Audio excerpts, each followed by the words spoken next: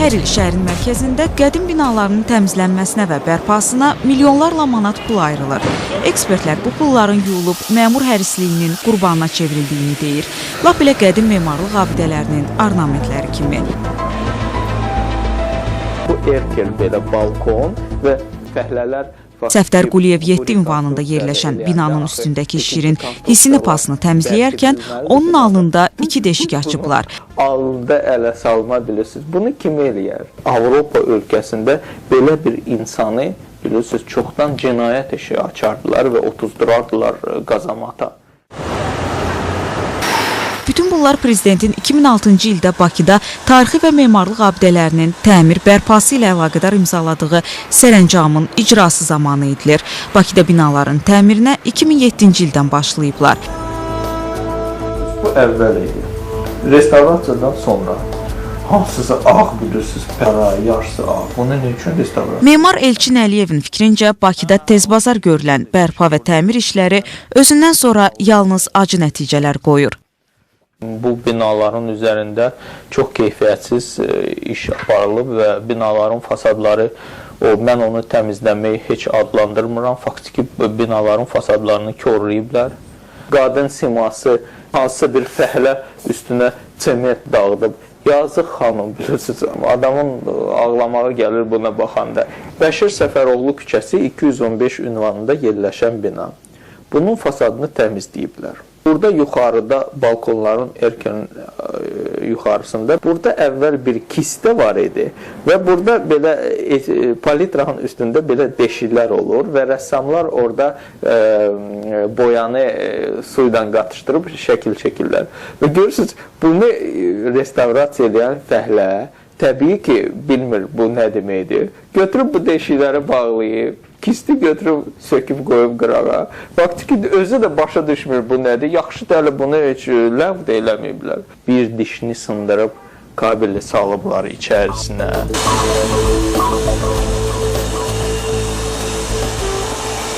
Laqundla binanı təmizləyən adam cinayət edir.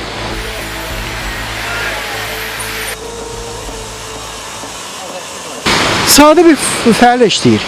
Qul bazarından ucuz qiymətlə fəhlə çağırır və onlara çox aşağı səviyyədə pul verir, amma ki, qanun bu düzgün deyil. Əslində heç də az pul xərclənmir. Bəlkə də padratçıya ucuz başa gələ bilər. Amma fasadların təmir və bərpası üçün dövlət büdcəsindən hər il nə az nə çox, düz 15 milyon manat pul ayrılır. Məlumatlar şəffaf deyilsə, layihə yoxdursa, tender keçirilmirsə və xərclənən vəsaitlərlə bağlı məlumatlar ictimaiyyətə açıqlanmırsa, burada böyük korrupsiya riskləri var. Ancaq bizim əldə etdiyimiz məlumatlara görə bu binaların fasadlarının yenilənməsi hər kvadrat metrə görə 600 manatdan 1000 manata qədər, yəni binalardan fərqli olaraq 600 manatdan 1000 manata qədər başa gəlir. Ekspert hesab edir ki, real qiymət büdcədən silinən məbləğdən fərqlidir. Real qiymətə gəlincə isə bunu mütəxəssislər və iş icraçıları ilə araşdırmağa çalışdıq.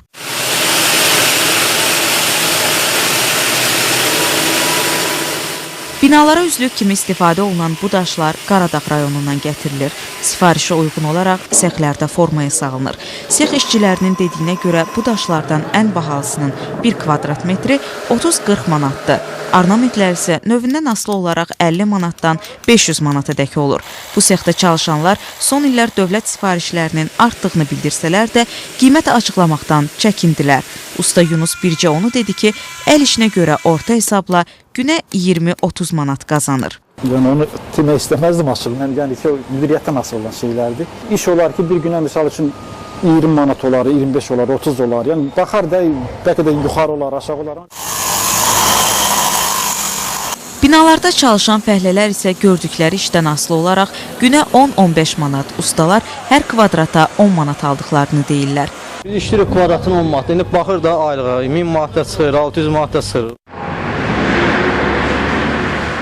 Mütəxəssislərlə söhbət və hesablamalarımız nəticəsində məlum olur ki, bütün xərclər nəzərə alınmaqla yeni daşlarla üzlənən bina fasadının hər kvadrat metrinə dövlət ən çoxu yeni ornamentlər və əl işlərindən istifadə olunan hallarda 200 manat xərcləyir. Fasadların adi düz daşlarla üzlənməsi isə daha ucuz, kvadratı 50 manata başa gəlir. Bakı şəhər İcra Hakimiyyətinin məlumatına görə təkcə 2007-2009-cu illərdə 40 min kvadrat metrdən çox binanın fasadı yeni daşlarla üzlənib. 32 min kvadrat metrdən çox binanın fasadı isə təmir olunub. Başqa sözlə 1 kvadrat metri 200 manatdan götürsək, 3 il ərzində binaların yeni daşlarla üzlənməsi dövlətə təxminən 8 milyon manata başa gəlib. Köhnə fasadların təmiri isə daha ucuzdur. Amma rəsmi məlumatda deyilir ki, bu işlərə hər il üzrə 15 milyon manat xərclənib. Dövlət satın almaları haqqında qanuna uyğun olaraq dövlətin sifariş etdiyi bütün işlər tender əsasında həyata keçirilməlidir. Başqa sözlə, sifarişçi dövlət orqanı bu işi görəcək şirkəti müsabiqə əsnasında müəyyənləşdirməlidir. Ekspertlər isə deyirlər ki, bu sahə inhisarda olduğundan hətta memarlıq şirkətin olsa belə bu iş sənlik deyil. Bir çox xarici ölkələrdən sifarişlər alan memar Elçin Əliyev də Azərbaycanda belə işlərə yaxın düşə bilmir. Bir memarlıq şirkətin rəhbəri kimi mən istəyərdim bu tenderlarda iştirak eləməyə. Mən lisenziya almaq istədiyim vaxtı sənədləri tikinti komitəsinə təqdim eləyəndə mən onlarda ərizədə yazdım ki, mən istəyərdim ki, mənim şirkətimə icazə verilsin binaların restavrasiyasında sahəsində işləməyə. Amma təəssüf ki, bu mənə icazə verilmədi, bizim şirkətimizə icazə verilmədi və mən bilirəm ki, şirkətlərin çoxsuna bu sahədə işləmək olmaz. Bəs Bakıda binaların fasadları üzərində kimlər iş aparır? Həmin şirkətlər necə seçilir? Bununla bağlı Bakı şəhər İcra Hakimiyyətinə göndərdiyimiz sorğunu aparat rəhbəri Bəxtiyar Fərəcbəyli cavablandırır. Yerinə yetirilən işlərin layihə və smeta sənədləri sifariş əsasında Bakı Mənzil Kommunal Layihə və Azər Dövlət Layihə İnstitutları tərəfindən həyata keçirilir. İcra Hakimiyyətinin icraçı kimi adını sadaladığı qurumlardan birinə Azər Dövlət Layihə İnstitutuna üst tutduq. Başladı ötürü oyunu. Məlumat üçün bildiririk ki, 2007-2010-cu il müddətində Bakı şəhər İcra Hakimiyyəti tərəfindən Bakı şəhərində yaşayış və tarixi əhəmiyyətli binaların fasadlarının üzlənməsi ilə əlaqədar Azər Dövlət Layihə İnstitutuna sifariş müraciət məktubu daxil olmamışdır. İcraçılardan digəri Bakı Mənzil Kommunal Layihə İnstitutundan bildirildi ki, 2007-2010-cu illərdə hazırlanan layihələr və onlara aid olan bütün texniki məlumatlar sifarişçiyə təhvil verildiyinə və həmin layihələrin hüquqi sahibi sifarişçi olduğu üçün bu sualla sifarişçiyə müraciət olunmalıdır. Su burada deyimdə sabah belə su var burada. Təsəvvür edin ki, vedrəni belə edirdi, yarım vedrə doldurdu. Suyu bənəcə atmışdıq, pəncərələri suyu bənəcə boşaldırdıq aşağıya. O qədər ki, bütün su gəlirdi bura. Elə Bakıxanov küçəsində fasadı yenilənmiş binanın sakinləri də aylardır icraçının sorağındadılar. Neçə dəfə demişik ki, bu bölgə kimdir də, buranın kimsin üstümüzdədir, gizlədirlər. JK zəng elədi, icra tərəfə zəng elədi, sonra fövqəladə hallara zəng elədi, dedi bizim işimiz deyil. Hansı şirkət həyata keçirir bu işi? Bu bilmirəm, amma Təxminən 2 il öncə də bu fasad təmir olunmuşdu. Amma sakinlərin dili ilə desək, ölkə rəhbərliyi təmiri bəyənməyib və fəhlələrə yenidən qollarını çırmalamaq göstərişi verilib.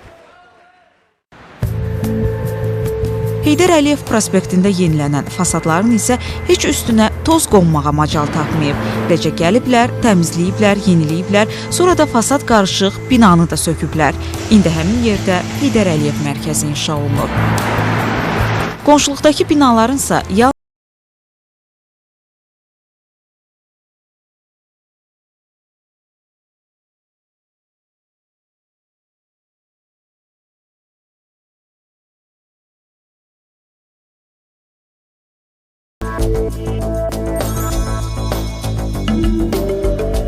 Pensionerlər, fəhlilər əziyyət çəkirlər, amma şəhəri bəzəyirlər.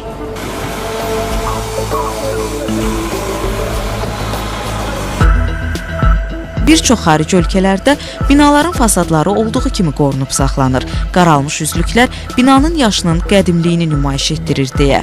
Baş rəssam Mir Teymur 1970-ci illərdə Qərbdə binaların fasadlarının yenilənməsini xatırlayır. Mən sizə deyim ki, Notre Dame de Paris, Parisdə başladılar laqundunu təmizləmək.